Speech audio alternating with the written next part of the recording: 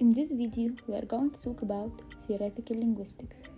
Theoretical linguistics concern the core structural elements of language, mainly phonetics, phonology, morphology, syntax, semantics, and paradigmatic. Phonetics. The study of speech sounds both in their perception and in their creation is known as phonetics. Like eating and moving, speech comes naturally, and so for the most part we don't consider what the process involves. There are numerous applications for phonetics. This includes using it to determine who is speaking behind a recording. Another application in language teaching and learning, whether it is for learning a first language or attempting to learn a foreign language. Also, phonetics is a branch of linguistics that studies the production and classification of speech sound around the world. The interaction of different vocal organs such as the lips, tongue, and teeth to produce a specific sound is studied in speech production. The term speech classification refers to the categorization of speech sounds as seen in the International Phonetic Alphabet. The International Phonetic Alphabet is a framework that uses a single symbol to describe each distinct sound in the language and can be found in dictionaries and textbooks all over the world. Phonology. Phonology is the study of sound contrast that causes difference in meaning within a language. Phonological systems are made up of phonemes, and each language has its own phonological system. This means that the study of phonology is language specific. Phonemes. A phoneme is the smallest meaningful sound unit. Phonemes are the fundamental phonological unit that serve as a foundation for speech sounds. Phonemes are individual sounds that are represented by a single written symbol. The key difference between phonetics and phonology.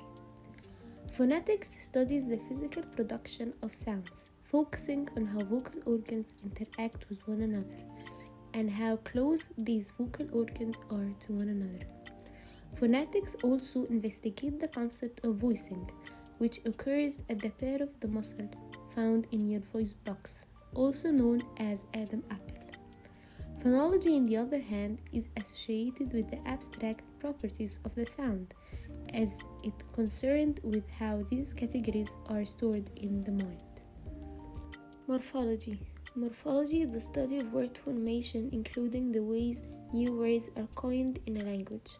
Also, morphology is when native speakers of a language form new words and recognize new words they never heard before.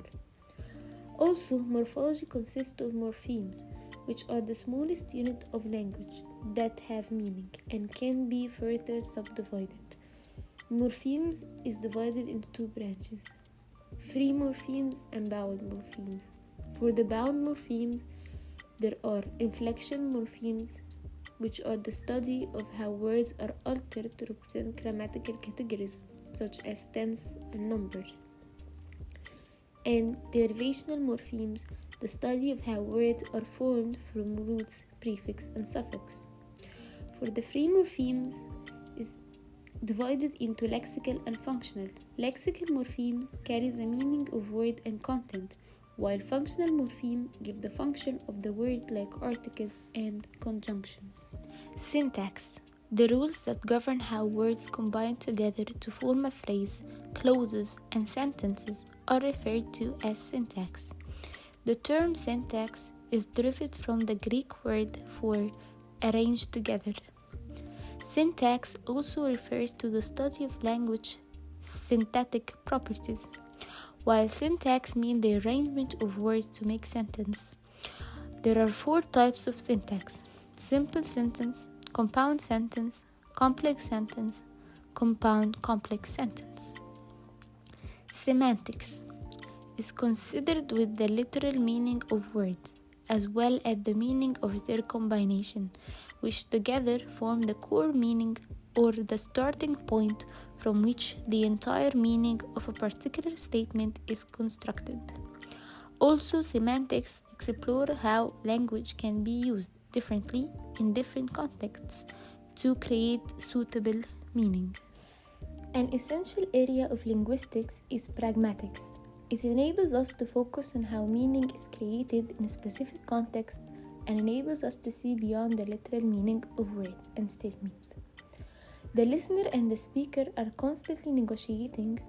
Whenever we communicate with each other, pragmatics examine this negotiation in an effort to comprehend what individuals mean when they speak to one another. Also, pragmatics studies the distinction between literal and intended meanings of words. In social context, it considers things like irony, metaphor, and intention.